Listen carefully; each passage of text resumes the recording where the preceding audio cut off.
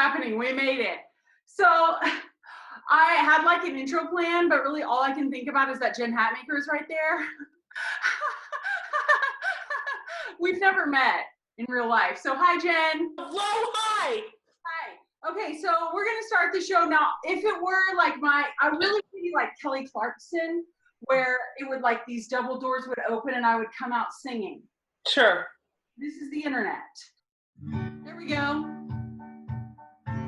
Oh, y'all ready? I'm gonna stand back a little bit because I'm loud. You are unstoppable. I am immovable. You're a rock and I'm an island. You are a powerhouse and I never power down. There's no one like you, but yeah, I'm something too. Oh, you're doing all right, and I'm doing just fine. But together, we're a rocket ship, we're a shooting star. You know we are together. 1 and 1 should make 2, but not with me and you. We are without end, we are limitless. What's after eternity?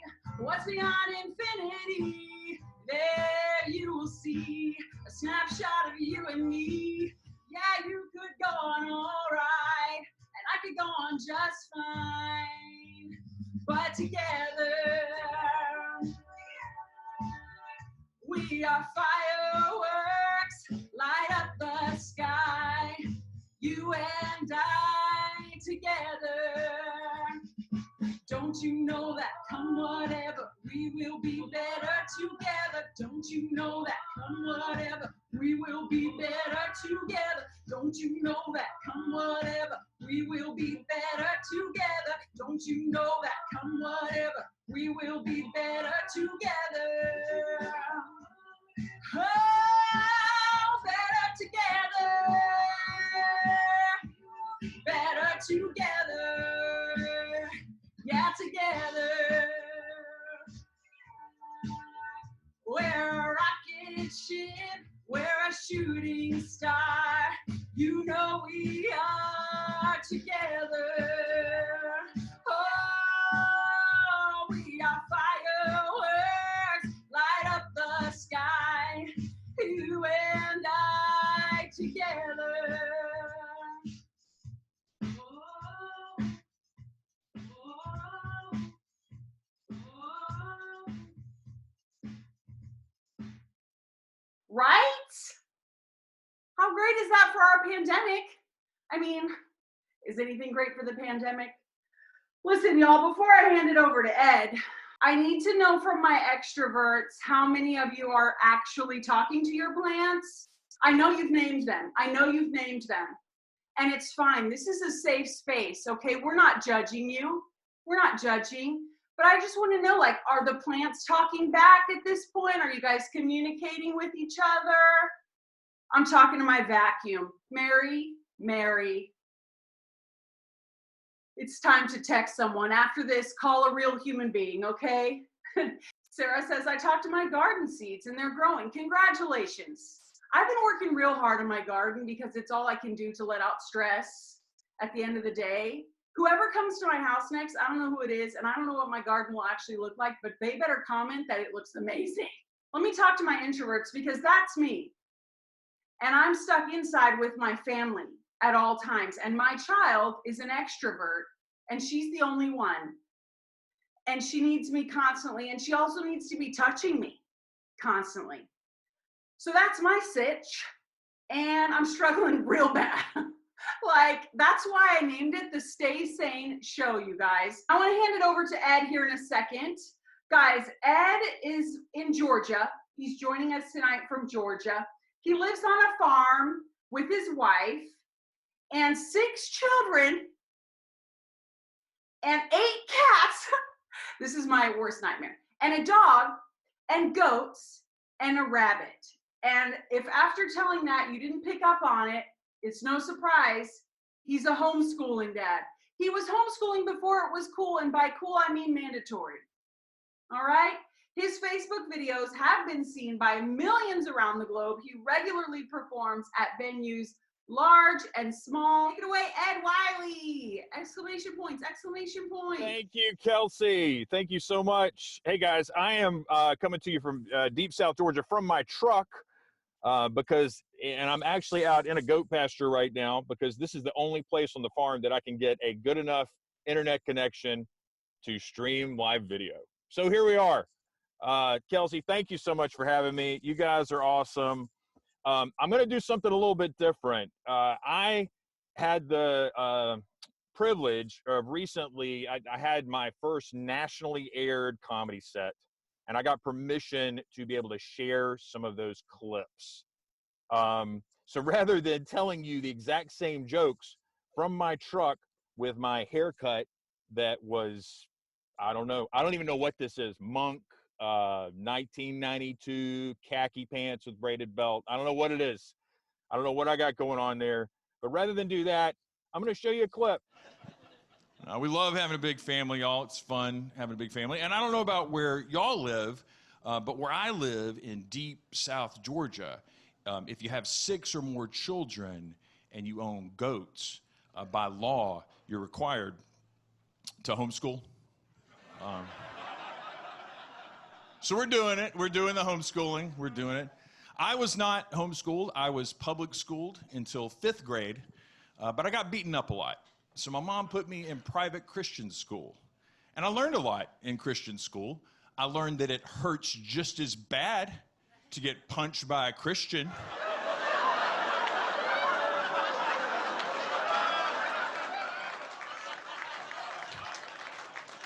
I'm just saying the Christian fist is no more forgiving.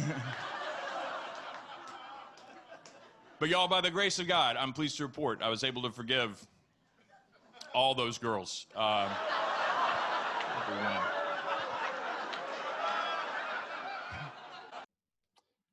It's true.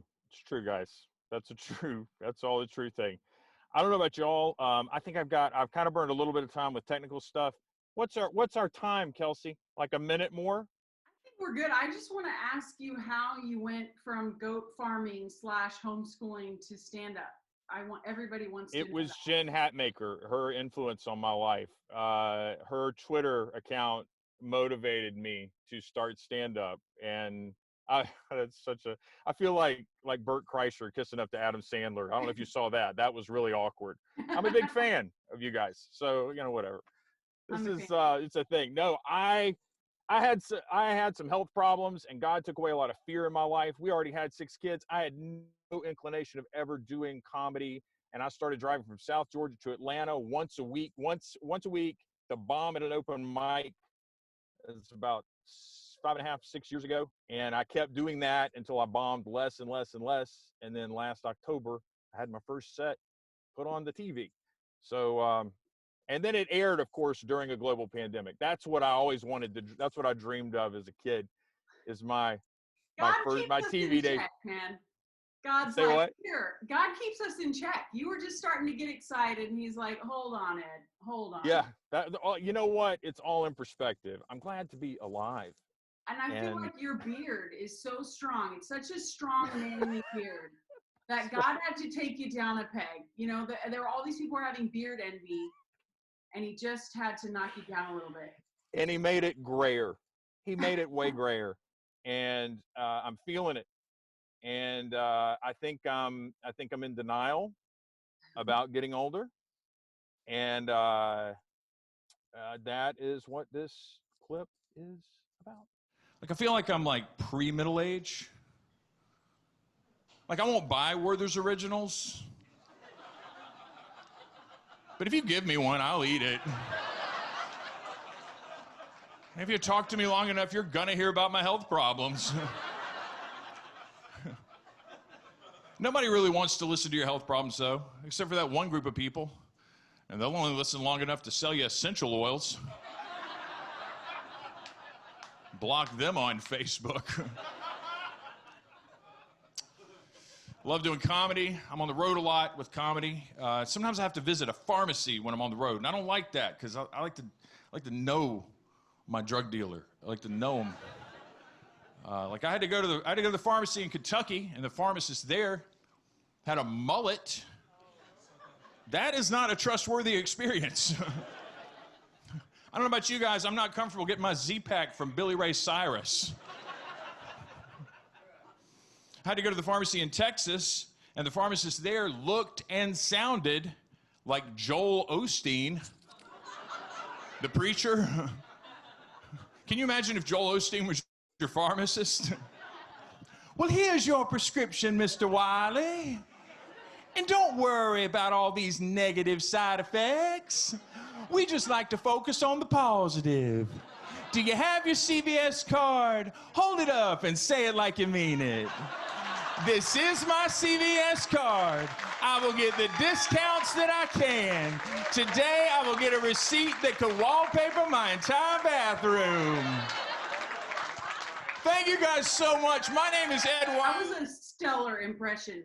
If you guys have, the Joel bit, I mean, I listened to his podcast and that sounded, don't tell anyone, you guys, that's going to be edited out, obviously. I'm going to edit out that I'm a Joel Osteen avid podcast listener, okay? Okay, I'm going to mute you so that we can get sort of back on time.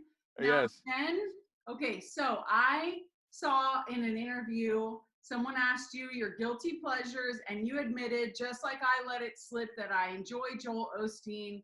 You admitted to really liking Rascal Flatts, like on the DL. No one's judging you. This is a safe space. So I have a new parody for us that I wrote just for Jen.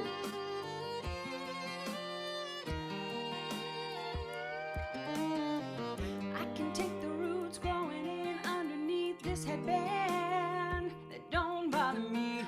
I can paint my own nails, now they're actually growing out.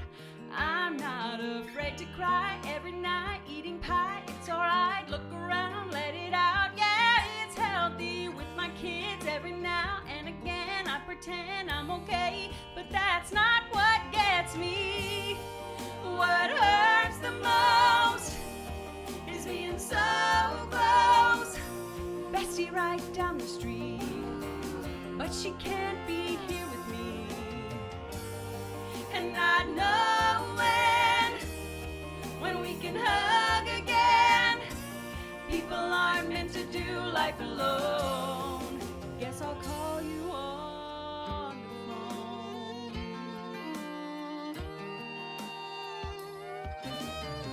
It's hard to deal with the pain of knowing there is nowhere to go. Let's order in again. It's hard to force a smile enough underneath my mask so you know that I'm smiling. Getting up, getting dressed, living in my old sweats. I just want homeschooling to be over, but I will do my part, stay inside, watch my shows. Do you know when I last showered?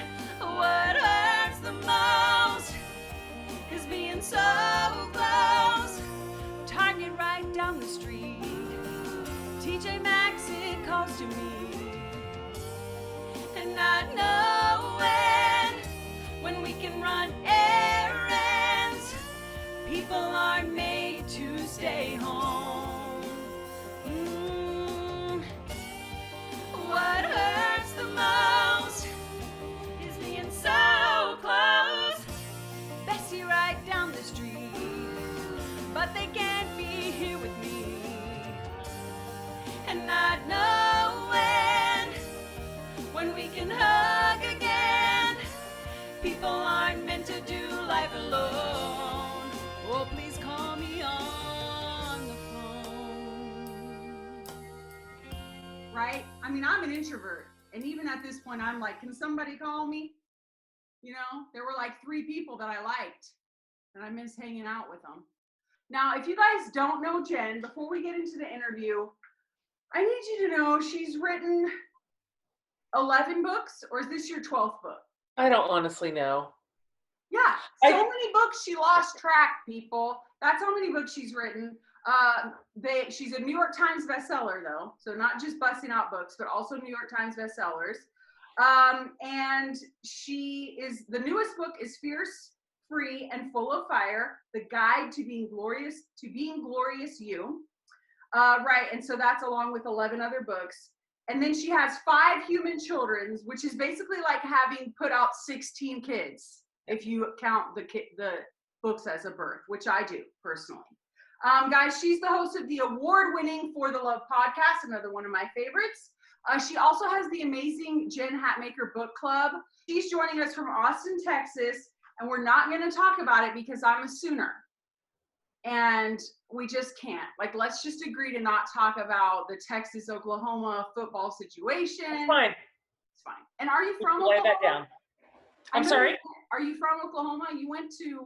I'm actually from Kansas, but I went to school in Oklahoma. Right. And so we have a ton of Okies in our world, but we've been in Texas now for like 22 years. So it's pretty deeply rooted here. But you know what? We don't have to talk about football. Football's canceled. All sports are canceled. Sports are done. We don't have teams. We don't have college. There is nowhere to go. There's no university anymore. It doesn't even matter. Yeah. And I feel like people outside of our world are like, really? They don't know. Why are they even mentioning football? Yeah. But I need you to be honest. How many Texas Star items do you own? Well, you know, it's real embarrassing about that. And y'all slap it on everything. Nobody loves Texas more than Texas. It loves it some it. Mm-hmm. And so there isn't, I'd pay you $1 million if you could find a way to go 10 feet in the entire state and not see a star or a Texas flag or like a longhorn. Like, good luck to you. And I mean it. I wish you well on your journey. But it's not even, that's not a thing that exists. And so it's just everybody here, like, drinks their own Kool-Aid and there's not another storyline. So I love it. That's it. I respect that about Texans. That's a lot. So why I'm fangirling so hard and why so many do too, I think, is because for me, you're one of the first people that I felt like was out as fully yourself. And I also mean that, like, back before any of the controversy or any of that, I just mean, I feel like you were one of the first people who talked about how hard motherhood was. Yep. Like one of the first few to come into the conversation and be like, it's not all Proverbs, like, guys. Yeah. It's difficult. And so I feel like you really led the charge for so many of us. I don't know how much of my story you know, but I mean, we sold everything and moved across the country because I wanted to do entertainment. Past 30 with a child and 2 elderly dogs, all of our family lives in Oklahoma, and we left, and when I was reading the beginning of your newest book, so much, even in the very beginning, I was like, oh my gosh, yes, this. So my first question to you is, for a lot of women who are still not there, they feel like they're not really them, whether they're not able to be or they don't know themselves. How did you start? Where did it start for you, where you started to really own and become Jen HATMAKER as you truly are? Well, first of all, good for you. Like, good for you for just stepping right into your own story. Like, before anybody else was telling you, this is what you should do. Or you know what makes sense? To pack up your little family and your old dogs and leave everybody that you know and the state that you're from and go pursue your dream. I bet nobody said that. No. And that's kind of the thing. Like, you really just basically answered your own question for me, which is, there's just this wonderful moment. I don't know if it's getting older. How old are you, Kelsey? 35. Yeah. So I'm 10 years older than you. And I feel like this work started for me kind of in earnest at about 35. That is where I was like, whoa, this actually is my one life. And as it turns out, I am seeded with some pretty big ideas and pretty big convictions. And I know women aren't supposed to say this, but some pretty great gifts And I suspect, now nobody had told me this at this point, for a million reasons, just kind of the environment that I grew up in, the sub-communities that I was embedded in, which have their own set of rules, as does every single subculture. But nobody had ever told me that I had authority over my own life, that I had permission to step into my work, my ideas, my questions, my needs and wants. Like, I just did not know I had permission. And so I felt like about 10 years ago, and that's kind of what you're referencing, I started saying, I would like to tell the truth, at least in some areas. For me at the time, those were areas that were sanctioned, where a bit of truth telling wasn't going to mean that my belonging to my culture was revoked. It wasn't that egregious, just enough to be considered adorably edgy, right? Just enough, but not too much. And I thread that needle for quite a while. But the thing about living true to yourself, the thing about telling the truth, about not having to fracture yourself where you're like one version of yourself here, but a different version of yourself here. Once you start to decide that you're going to be the same version everywhere, that's very contagious. And you lose the capacity to keep pretending. And I noticed that that was true in my life. Like, the places where I am just doing a little song and dance to keep my community happy, so that my belonging stays intact, so that my privilege stays intact, so that I remain centered as I was, that started to fray at the edges. And I got to the point where I couldn't do it anymore. Yeah, man. First of all, that I feel like I'm late to the game. So the fact that you started to have this at 35 sort of awakening, like, you know, we all think when we're young that by 35 we'll like totally have it figured out. Oh you know, I mean, I know nothing. I literally know. Why is it even on this show? What are we even doing? Like, what are we doing? Yeah. No, I would love for women to decide that they are going to give themselves a lot of pavement, like just a lot of room to walk, a lot of room to grow, tons of room to ask questions they've never asked, or explore ideas they've never explored, or say yes to opportunities that are definitely not a guaranteed thing. And that just takes some time. And yeah, it makes me excited to think about like 55-year-old me coming back to 45-year-old me and be like, oh, honey, oh, you cute thing. Like, you didn't even know what you didn't know, right? And so I hope we keep evolving and growing, and becoming more healthy and more whole until we're dead. That's my hope. I want to talk about shrinkage. Sorry, Ed. But like with women, we just are constantly shrinking. Like you said, something at the very beginning of, you know, not apologizing for all the different parts. And what I always think about, this is a weird thing, but I'm someone, I don't dance, okay? But I do like to sing and act and be funny and do all these things. And I feel a lot of times I get this like, no, you can't try and do multiple things well. And then I think, you know who's not sitting around thinking that? Justin Timberlake. That's right. Okay? He's doing all the things. I don't think anyone comes along and says, I'm sorry, you're not allowed to be good at more than one thing. Totally. And I'm not saying it's just women, but I do think it's harder for women. So why do we have this issue of constantly like, oh. Yeah. You know, Kelsey, I think you and I probably, this is cultural conditioning that we received really early on. Like, I don't think I was out of third grade before I knew exactly what was expected out of girls. I knew how we were supposed to act.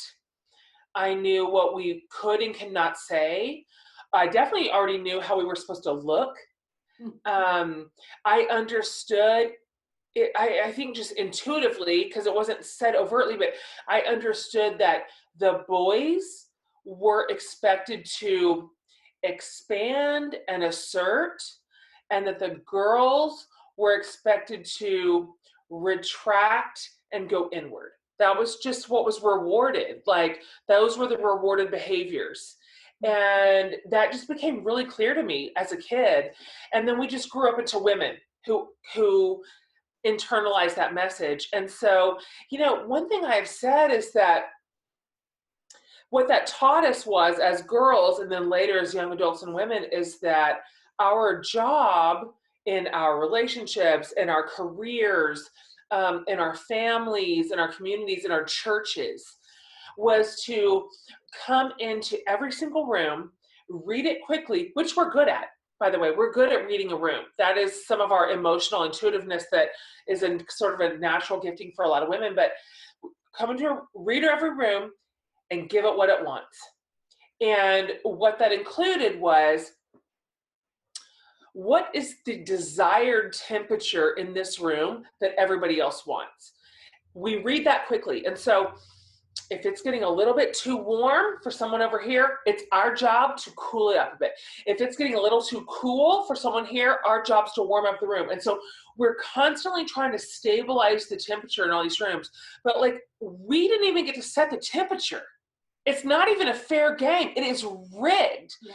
And so we have understood for a long time that it is our job to forfeit our own authority, our own talents, our own ambition, our own wants and needs, our own spiritual convictions, that those are a very distant second place to the rooms we inhabit. And our job is simply to keep the status quo. And I'm just calling bullcrap on it. I mean, I just really am. I am just saying, no, thank you. This is a rigged and a terrible game with no winners. By the way, the men don't really win in this either. They think they are, but they're not. And I am pulling out of the game, and I am determined to renovate the whole system. Like, I know that feels like very, very ambitious, but I have daughters. I am not passing this on to them. Yeah. I refuse to tell them that this is what you have to be in every room to make everybody else happy. No, and plus they're not going to have it. The next generation is like, what? No, I believe in them. They're not putting up with this anymore. So we're either going to go with them or they're going to leave us behind. Okay, when you first started realizing this and changing, I'm sure not everyone loved it. And so what was, and I also, and you may have talked about this in, I didn't find it though, like, what about your husband? Yeah. And other women, like, just talk about the pushback and how you dealt with it. I appreciate the question, because I want to tell the truth about this. I want to tell the truth about what it means to embrace agency over your own life. Mm-hmm. There is a cost. You're not wrong. And I would never gloss over that. And I hope that I've really told the truth on that in Fierce.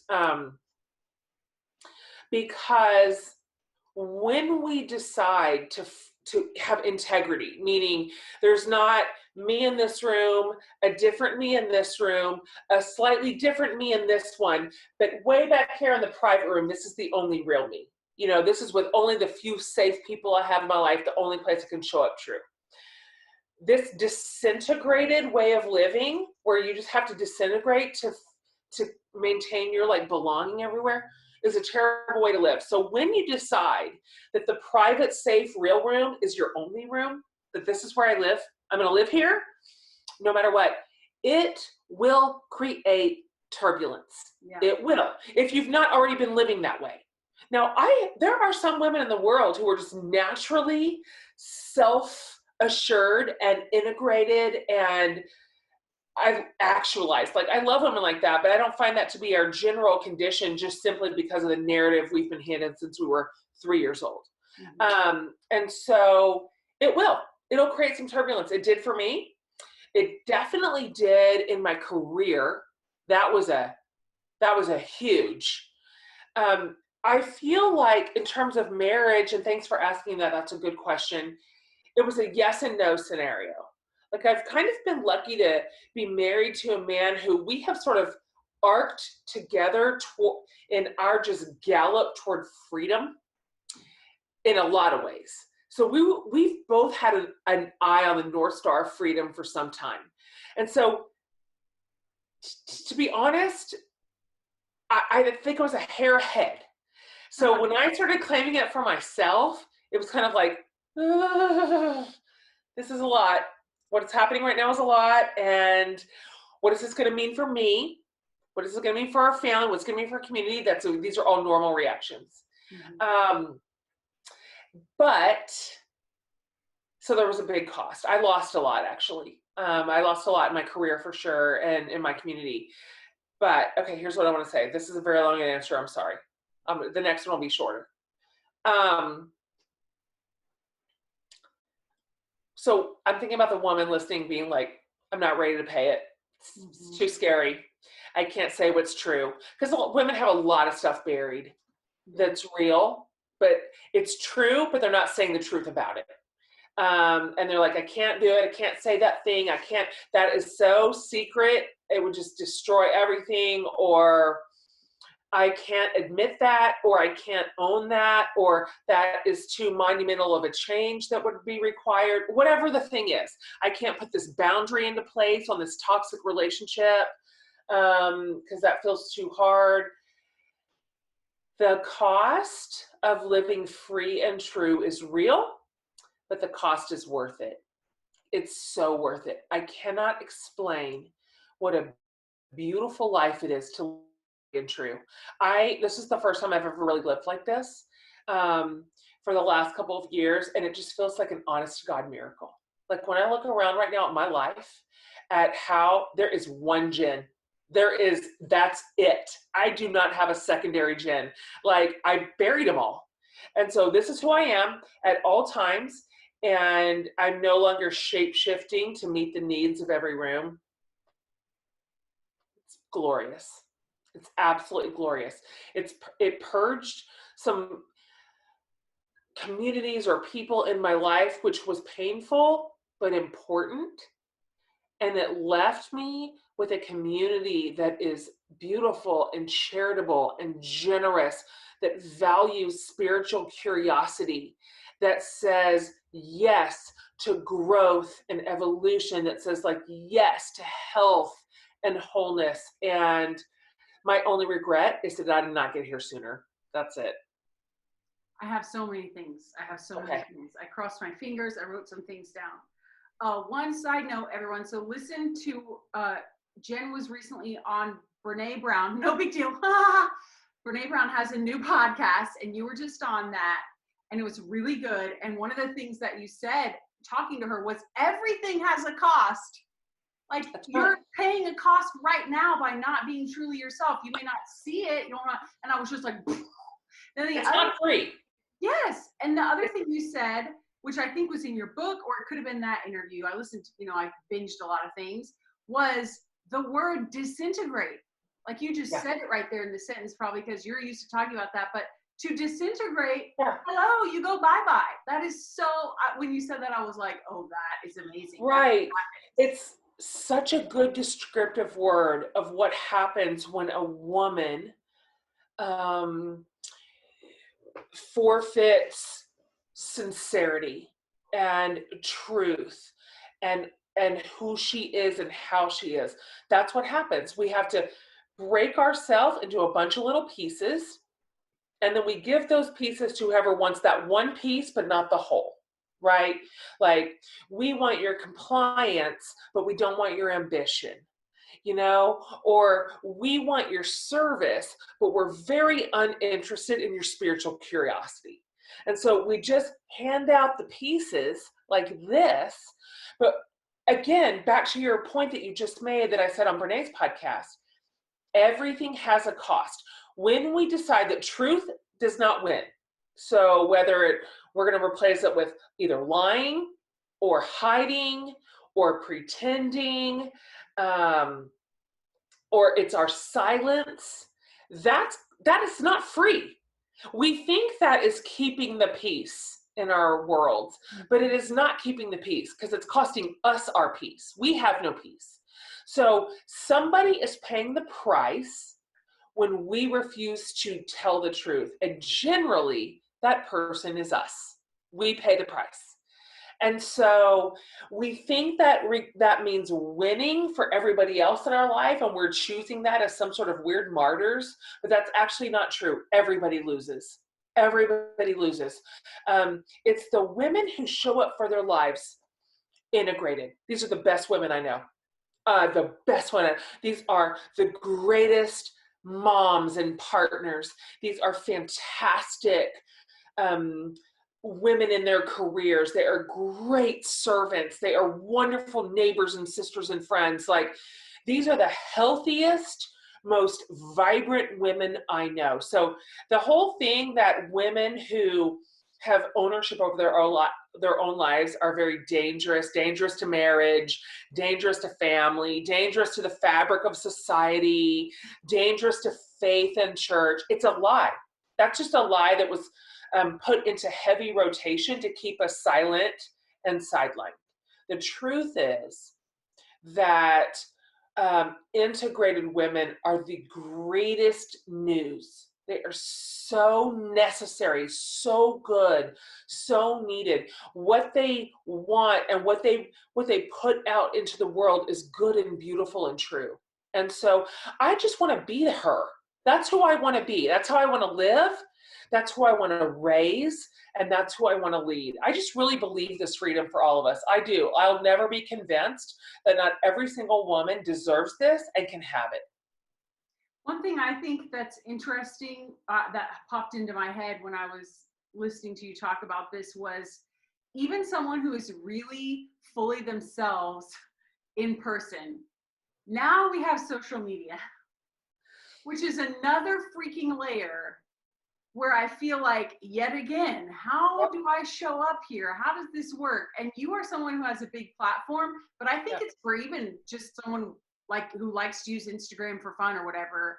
How have you navigated that, like showing up online? Oh man, isn't it so weird? Because like on one hand, social media offers us like real connection. Like I am looking at you right now on my computer with your eyelashes. I don't know how you have them. I'm angry. I'm angry. They're magnetic. I don't understand how you have the whole hair and face you have right now. But my point is, we are looking at each other on a screen. We are laughing. We are talking. We're talking about important. This feels like real connection to me. So this is one version of the internet. Right. And we have all these beautiful people over here commenting. Guys, by the way, I'm reading all your comments. Real people with us. But there is the other option of just faking it. You know? Absolutely. We know that. I do this. I do this. Like, I cannot positively scroll back through some things I've written, and it's darling. And I can remember that day was a dumpster fire. Like, that was not the truth of my life that day. That did not hold any space for what terrible thing was happening, for what awful landmine we were navigating that day. So I am just convinced that with only a few exceptions, most of us are telling a lot of truth online and not all of it. And so that helps me. That helps me know this is everybody. So even the people that I watch and the little story starts going on my head like, well, she is doing amazing. Like, she does not yell at her kids. I can tell you that right now. She does not watch 6 straight hours of Schitt's Creek. I can see that plainly. You know, like, she is a real nice wife. Even those people are giving us a part of the story. And so I just determined I can't control what everybody else puts on the internet. I don't feel like that's a thing we can ever get on top of. I can control, what do? Am I telling the truth? And the truth that makes sense. I said in Fierce that there is a difference between privacy, which is marked just by discretion, and secrecy, which is generally marked by shame, right? So like, not everything belongs on the internet because we deserve privacy. Not everybody gets every piece. But then there's this other way to just like have sort of like secrecy, which is never telling the truth. So I try really hard to tell the truth that doesn't, in a way that does not assault our privacy. And I can control what I take in. And so when I am pretty sure I am following an account that is 98% bullcrap, like this is so curated, there's no humanity inside of it, there's nothing true or real, this is a caricature of a life, I just unfollow it. Yeah. Both of those things serve me well, both telling the truth in my own life and trying to curate my feed in such a way that I feel like this at least kind of feels like a human feed with human people in it that are at least to some degree saying real things. That helps me. Yeah. Okay, I want to talk about a couple more things before we take a few questions from the audience. The first one, I want to talk about your work a little bit. Okay. Because it's prolific, there's so much of it, and you started at a time where you had little kids. Yeah. It was like, are you joking? You want to write a book now? So I would just like for you to, if you could take a minute to talk to people who want to either write books or now, you know, it's changing. It could be they want to create videos or a podcast or whatever, get their voice or their message that they have. So can you tell us, let's say the first, 3 to 4 years, like you weren't just at the very beginning where you were like, how do I buy a domain? But things start growing. I know, we've all been there. GoDaddy.com. Past the very beginning, but when things started to grow, what was like an average week like for you? Like what was real life growing to Jen HATMAKER? It's interesting to try to parcel it out in seasons because it was so slow.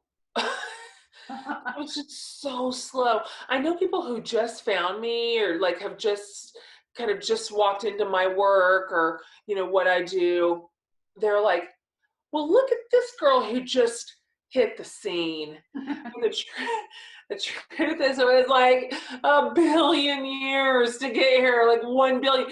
And it was so slow. And it was a road marked by, I'm going to say, no success. Is that fair? Like none. Like nobody could have said anything other than, Jen, let's consider a different path. Like this is just not working. And I'd like you to consider your reality. So I'm grateful for that actually. Like I am not sorry. This is not me complaining. I'm thankful for the long road to be where I am now because I learned first of all, I learned my craft while nobody was watching. And what a wonderful time to learn it when you're terrible. And I learned to work hard for no applause. Also important. Mm-hmm. I learned to work for the love of the work and out of like obedience and faithfulness and like a belief in both what I was good at and what I was sort of called toward. And so I'm thankful. I cannot even imagine if I'd have hit success early. I just was such a dum-dum. And so I just needed time. I needed the long road. And so once it finally started growing, and I am telling you that this was years and years. I mean, I wrote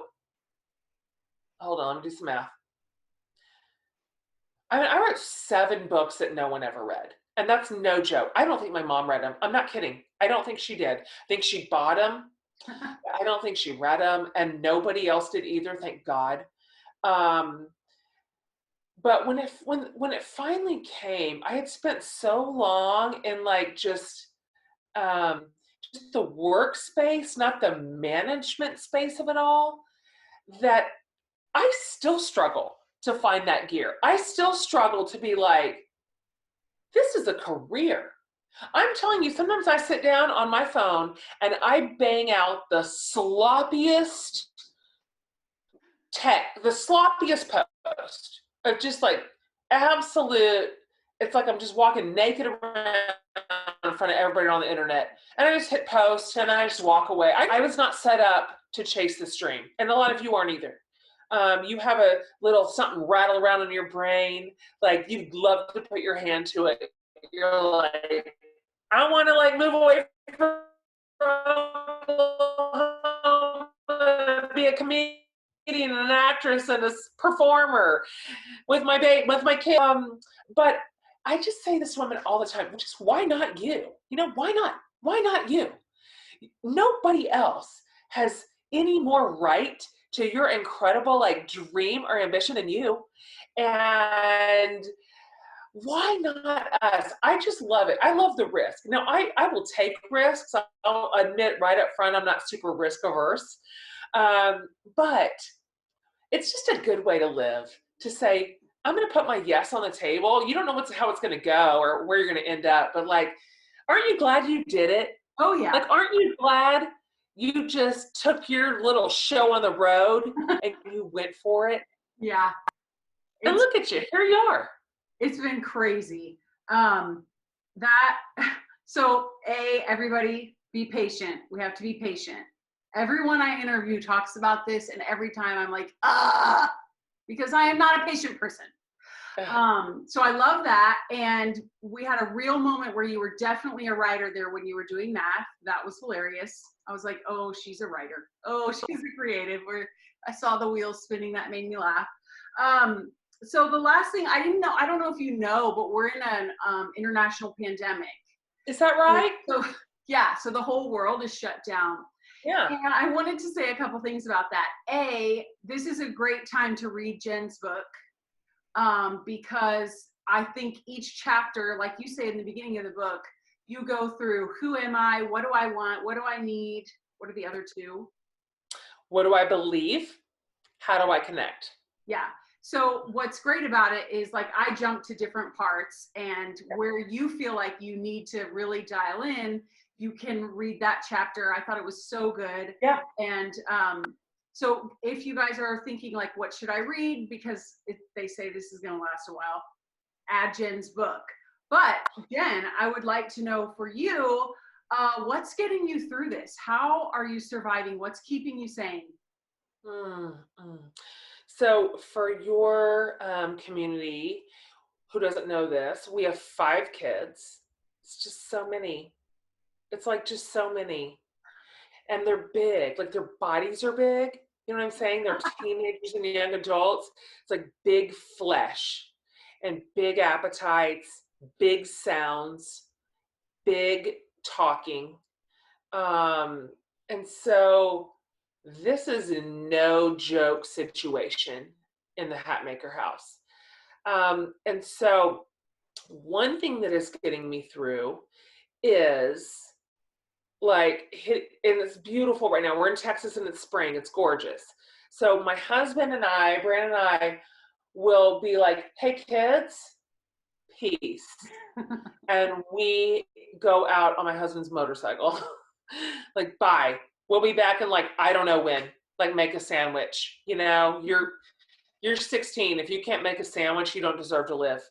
And so it's like motorcycle rides through the hill country right now, and everything's blooming. And that is a huge sanity saver. So I don't know if your husband rides a Harley, anybody, but he doesn't have to.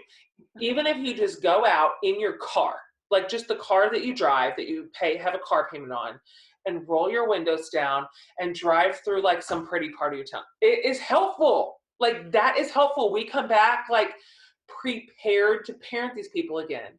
And then my friends all live within like 2 miles of each other. My very best friends. I could throw a rock and hit all their houses. And so I think this last week we were finally like, and we kept really close tabs on each other's quarantines. And so we're like, is anybody, our house is on an acre. And I was like, would anybody be willing to come over and sit 12 feet apart so I could just see your physical body, like your skin? So we put a cone. I think we were at least 10 feet apart each. So we exceeded but just having my friends, like, there you are. Like, there is your face.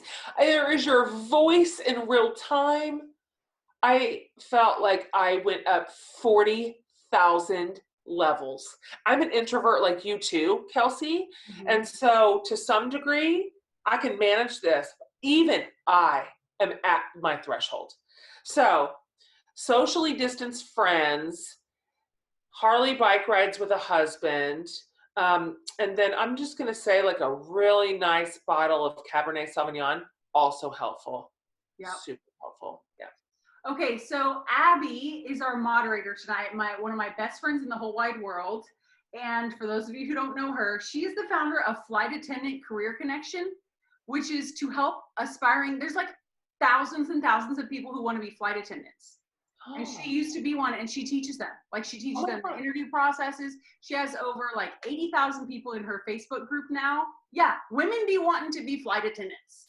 So Abby has been watching the questions and comments. If you want to pick someone or tell us a question for Jen, Abby, if you're still there, or maybe I have to unmute you. Yes, I'm here. I am here. Hi, yeah, hi, Miss Jen. I'm so excited. All right, back to business. So I do have some questions for you. There's been some really great questions. I picked a couple that I think that have gotten a lot of upvotes. So these are ones that's on everyone's mind. Right. One is from Lori, and she said that she lost a lot of people who she thought were friends when she started saying, yes, I'm going to be me, Lori, instead of whatever you want me to be. Yeah. And so she wants to know some tips for overcoming the loneliness of not having as many in-person friends right now, because of this sort of change in her life. Lori, sorry. I'm so sorry. And that is so familiar to me. And I know exactly how that feels.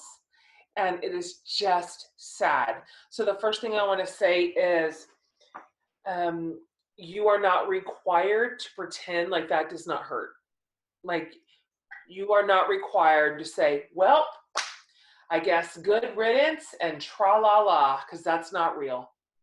It's actually really sad to find out that people who you thought really loved you only loved the version of you that they wanted. It's a bummer. And so I've been there, and I'm really sorry. And I do want to tell you this. I don't know how long ago that was for you in your story, how like recent that was.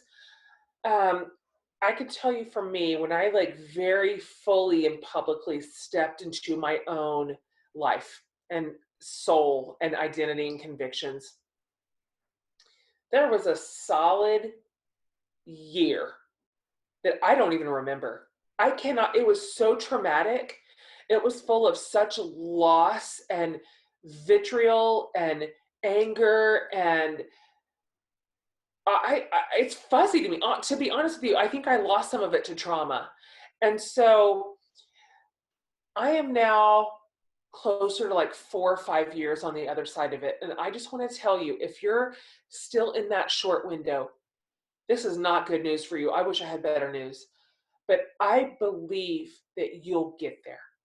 That if you can just steady on, just be steady. Don't walk it back. Don't defend. Don't explain. Don't try to soften the thing to reclaim something that you've lost.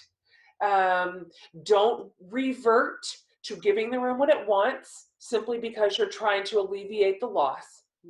Stand in your storm. It's worth it. And I'm telling you, you will land eventually in the community that you've always wanted. You will. And it might not look like what you thought, and it might not include people you ever even knew.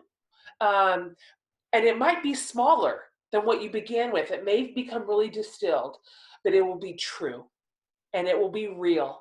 And you will not have to fake your way through it. And even if it is 1/10 the size of what you've lost, it is more beautiful and it is worth it. And so I had a friend, she passed away just about a year ago. Her name was Rachel Held Evans, and she was a real mentor to me in this. And when I was at the beginning of that whole year of loss, so I was in a storm. I can't even explain it. Go ahead and share what happened, because I'm not sure everyone in my audience knows. Okay. So it was actually a big umbrella. For me, I had so much tension inside the faith subculture that I was not just a part of, but a leader in. And so I was having all kinds of questions about misogyny and white supremacy and doctrines. And so it was actually a really big question mark over all these things I'd been handed in my faith system. But then the straw that broke the camel's back, even though there was a lot of things in the soup bowl, the straw that broke the camel's back was when my husband and I very deeply and kind of in a long range way re-examined what we had ever been taught and told about the LGBTQ community. And we decided that what we had heard all along, but what we were watching and seeing and hearing didn't match. That there was no life in that doctrine, that it was, in fact, tons of death. And so we gave ourselves permission to re-examine it and discovered that we didn't believe what we'd been handed. And so when we said publicly to our community, we affirm our LGBTQ brothers and sisters and friends and neighbors, like unequivocally, you might imagine that was my exit strategy. That became my usher right out the back door of the community that I had served. And so I had my friend Rachel called me right shortly after, and it was a firestorm. And I'd lost book contracts. My books were pulled out of print and everything was just burning down. And she said, Jen, I'm going to tell you something that you're not going to be able to believe right now because everything's on fire and you can't see your way out yet. You don't know where you're going to land. But I want you to know something right now that you'll discover. Doing the right thing and standing inside your own convictions is its own reward. And it will be your comfort. Way before anything ever gets rebuilt or recovered, way before you figure out where you're going to go or who will have you, that alone will be enough to comfort you and sustain you. And she was right. She was 100% right. That is still my comfort.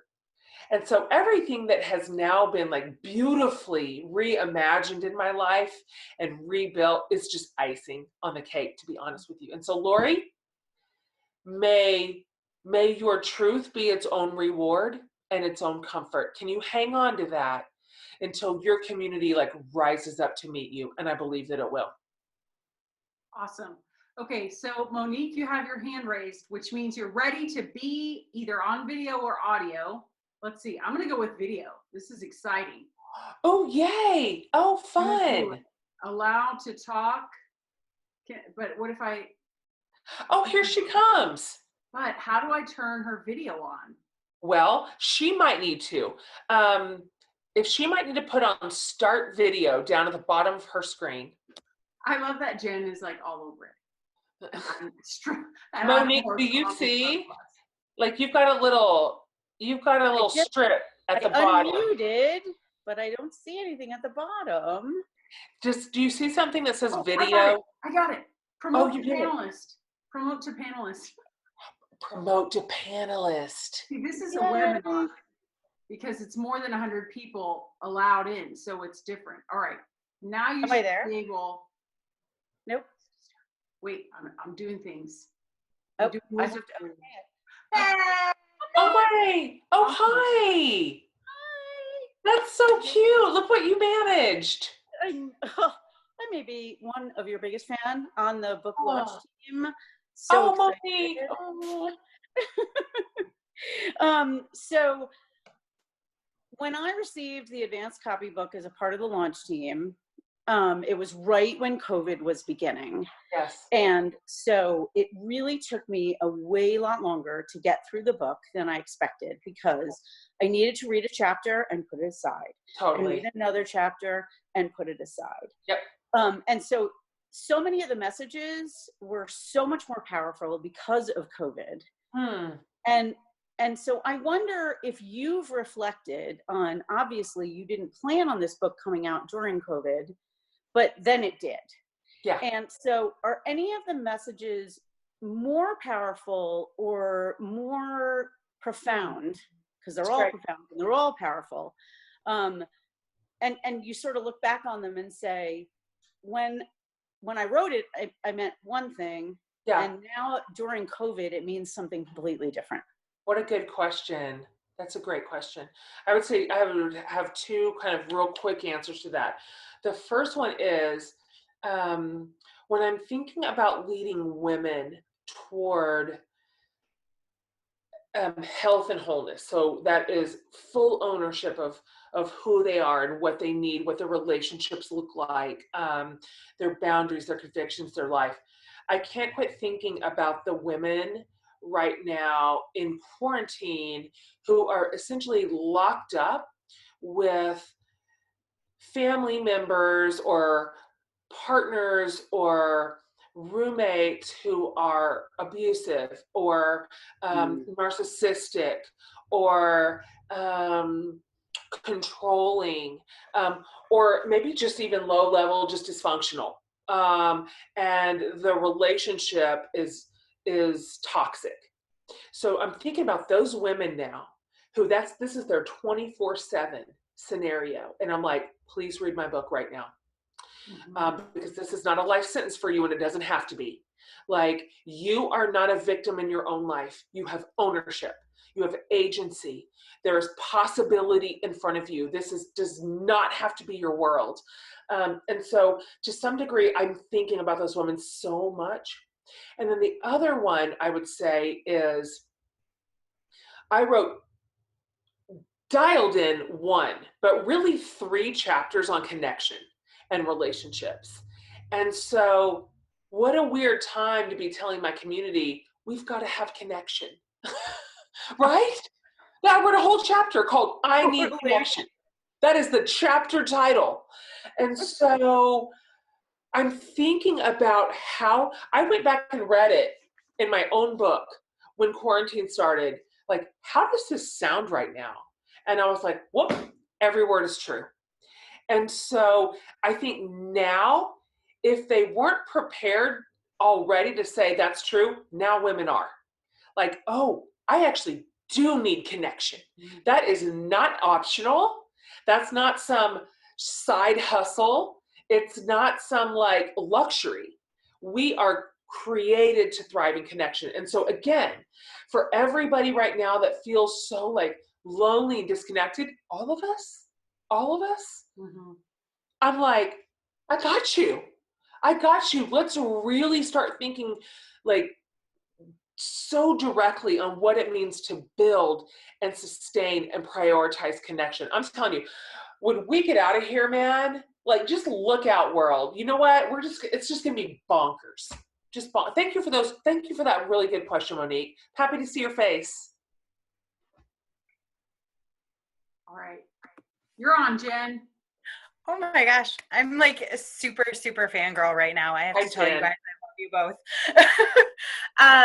I have a question. I am a wellness coach, and I'm about 3 years in my own, 5 years in my own wellness journey, 3 years as a coach, 1 year online. And I am the turtle race person.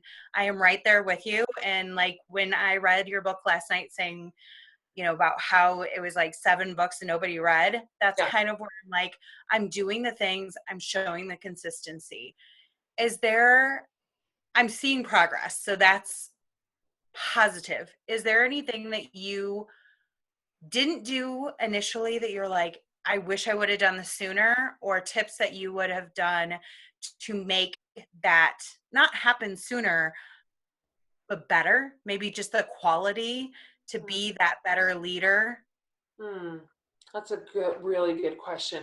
First of all, I commend you in your work that you knew what you wanted to do, what you were prepared to do, what was set out for you, and you said yes to it, however long it's going to take. That is not small. I mean, that is really not small. And then staying at it when it's slow, that's when you find out what you're made of.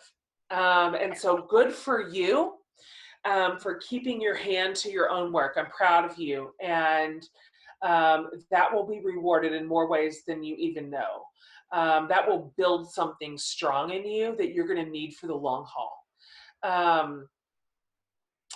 I think if I could go back and coach myself in those obscure years where I was largely just working in a closet to nobody, to no audience, to no real commercial success, if you will, I think I would have told myself to invite some more people into the work. I really saw myself as a lone ranger back then, and it's tricky being a writer because that is a lot of solo work. Right. I think I would have told myself, be more collaborative, ask for more help, figure out how to be a learner in this scenario. Sit under some really good teachers. Put yourself in a community of writers. Some of those things that would have brought more. There's one line in Fierce that I heard from another person. It was, many minds make bright work. And I think my work would have been brighter sooner if I'd put more minds on it. If I said, this isn't just mine to just power through.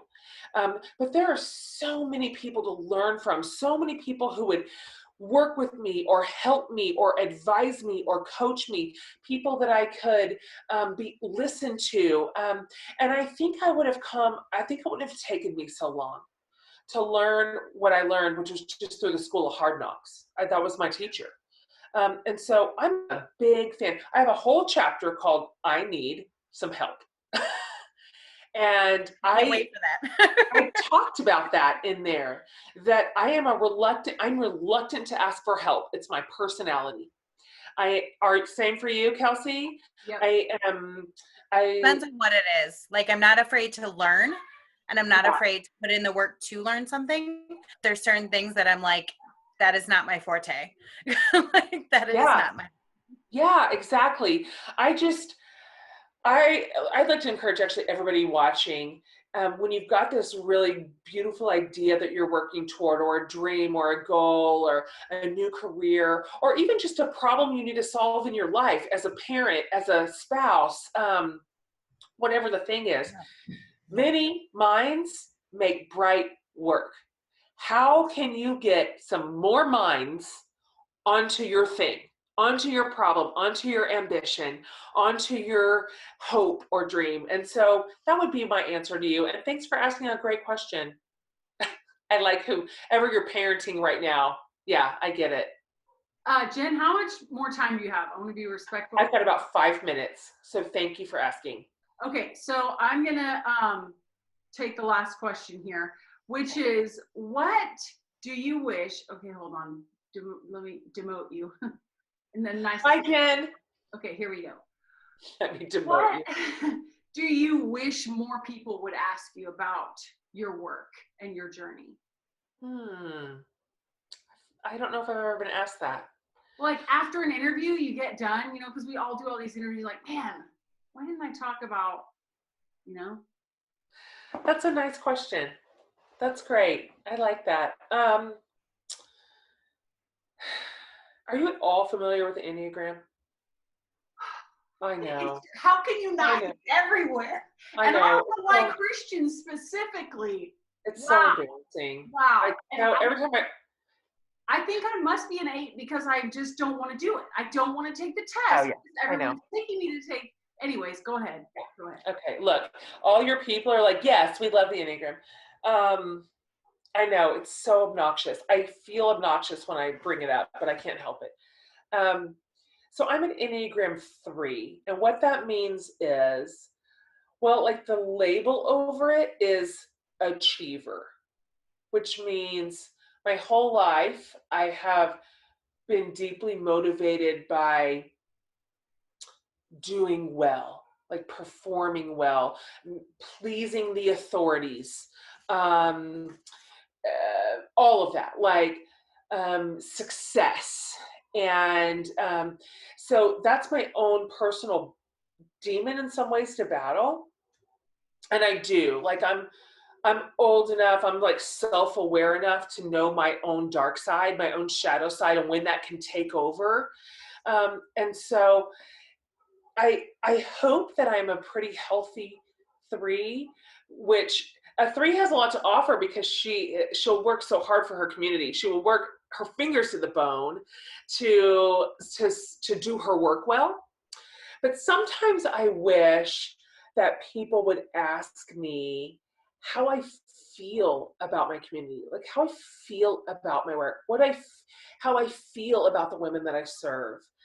Because I think sometimes what I do is what everybody sees. Mm-hmm. Of course it is. That's how the world works.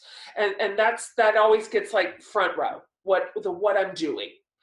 Here's your book, here's your podcast, here's your book club, here's your big online group. But I don't often get asked like, why do you love women? Or like, believe in this community of women. So to answer my own question, I told my girlfriend Laura recently, I'm like, I so love my husband, I love my children, but I don't know what I would do without my women. Like I don't. And I mean it. Like I love the women that I serve so much. And my hopes for them, my dream for women to live true and authentic and real and beautifully is so fierce. Like it is so strong. My vision for how we could live for our own personal freedom is like, it keeps me up at night. And so I think I do want everybody to know that my motive to work hard is because I love my community so much. And I believe in them so much. And I believe in possibility. And I believe in healing. And I believe really dead things can still be resurrected because that's what my faith has taught me. And so it is my joy to be a servant. It really is. And it's weird because my work is so packaged in a lot of commercial success, which is very loud and it's very splashy, and it takes up all the oxygen in the room sometimes. But at my heart, in my core, like right here in my core, I'm like, man, do I just love being a woman and serving women. So I'm so happy like God gave me that task. I'm happy he made me like this. I'm happy he said, I'm going to trust you with this. And let's just see what you can do, kid. Oh man, one of my greatest gifts in life. Well, if everyone didn't love you before, they definitely love you now. I think I started talking with your publicist before Of Mess and Moxie came out. So I'm so excited that this finally happened. Yeah. Me too. We stalk you a long time. So I'm so glad, and you're so great. You're so genuine. And I don't know if many people tell you this, but you're one of the few who I have heard talk about for people who are still trying to figure out the answers to tough questions. You know what I'm saying? I'm still trying to figure out the answers of what I believe to tough questions. Sure. And we live in this world. I feel like in 2020, we're not allowed to say, I'm not sure. That's right. I don't know. Everyone has to come out with a hard, what's your answer? Where do you stand on this? And so I just appreciate so many of the things you've said about holding space for people who are still trying to figure this out and having grace for people on the way. So thank you so much for your work. You're amazing. What is your Starbucks order usually? Do you know that I don't love Starbucks? It's too much for me. It's too strong. It's too much sugar. It's too much coffee. It's too much flavoring. So if I have one, and this is the weirdest thing because I don't do soy products at all. But I don't know why, but somebody one time put a soy vanilla latte in my hand, and I'm like, that is good. Really? I have now, when I have a Starbucks order, that's been my last order 100 times out of 100. So there it is. All right. I feel like Can I tell you what I really like? Yeah. And this is lowbrow, but I'm just going to tell you the truth right now. I like a sugar-free vanilla iced coffee from McDonald's. Look, trust me. Yeah. It is 1/4 of the price. It's like $1.80. I find the vanilla too sweet. So sugar-free iced vanilla coffee. Somebody go get it tomorrow and you tell me where I lied. You tell me where I lied. It is so good, so right, just the amount of sweet for $1.80. Okay, you're welcome. That is your quarantine tip. Thank you. You're You can welcome. learn a lot about a person by asking that one question. Yeah. We went on a whole journey there. We did. Ended up at We went on a McDonald's. journey. So thank you so much. I'm going to let you go if you need to go because I know we took a little bit more of your time than we talked about. So thank you guys. I'm so happy to have met you. Go and buy her book. It's so good. So thank you so much, Jen. How awesome was that, you guys? I hope you really enjoyed this episode, and I hope you'll consider going to staysaneshow.com to sign up to get alerts so that you can actually hop on the live show when it happens on Zoom. Not only is there a lot of behind-the-scenes chatter, Q&A, more live performances that happen, you also get the opportunity to chat on video with the guests, which is not something you get to do every day. And I have, if I do say so myself, an amazing lineup of guests coming on this series. First up, our next episode features Tiffany Jenkins from Juggling the Jenkins. Then we have Adley from The Adley Show. We have comedians Leanne Morgan, Jackie Fabulous, and Tom Papa coming, as well as other authors, musicians. So go to staysaneshow.com to see everything about this series all in one place, and you can buy some official swag to help support the show. I'm Kelsey Humphreys, and I'll be back soon with another awesome video.